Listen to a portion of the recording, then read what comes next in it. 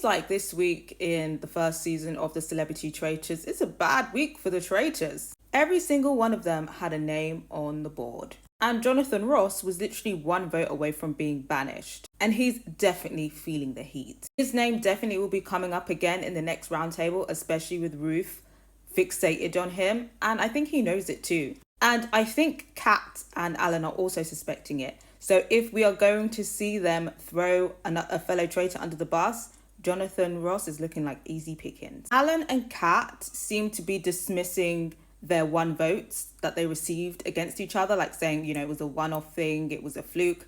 I don't think that they should be writing that off. And I think they should definitely make note of that for future murders. And onto the topic of murders, the three on the chopping block are Ruth, David, and Charlotte Church. Out of the two, I personally think that they should follow Jonathan's lead and vote Ruth out. Obviously, it could be a risk that it could backfire on Jonathan Ross, but the fact of the matter is, he's going to be on the table next week regardless. They've already got a double bluff theory wrong. He can use that to his advantage to kind of psychologicalize people out of voting for him. And it also means that there's going to be less energy towards him, because keeping Ruth in there only means she's going to be more determined and use as much energy as she can to get Jonathan Ross out. At the end of the day, it's no skin on Kat and Alan's back to let Jonathan Ross pick Ruth to be murdered, because it doesn't lead back to them, and they're already thinking about throwing him under the bus if they have to anyway. So if I was a traitor and I've already let Jonathan Ross know that could be risky and he wants to do it anyway, I'm going to be like, you know what? I did warn you. I hope it pays off. So let's just go with what you want to do. But personally, as a traitor, if I was Jonathan Ross, I would do the same thing. It's better to knock threats off early when there's not much to go on and people are clutching at straws. It's much harder to do that in the later stages and not look suspicious. But I think what's difficult about the Celebrity Traitors is that they all kind of know each other.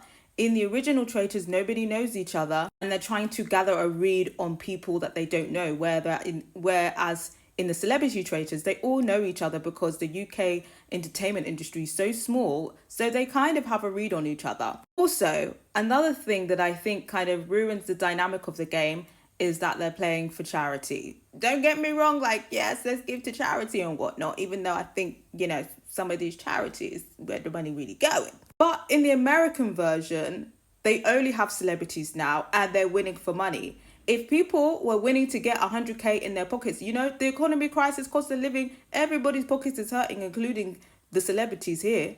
If it was now for actual 100k in their pockets, I guaranteed Kat and Jonathan probably would have threw him under the bus already. But it's kind of what did they have to lose? They're not losing any money for themselves. Obviously, yes, it's good to help charity, but they're not losing any money. The only thing that they're losing is screen time. But these are working people, so them going out early, that just gives them more opportunities to go out and make money. This is obviously, there's screen time and it's something fun to do, and it could revitalize your career somewhat. It's good PR. But next season, I don't think they should be playing for charity. I think it should be money in their pockets, and I think it will make the players a lot more ruthless because essentially they have nothing to lose.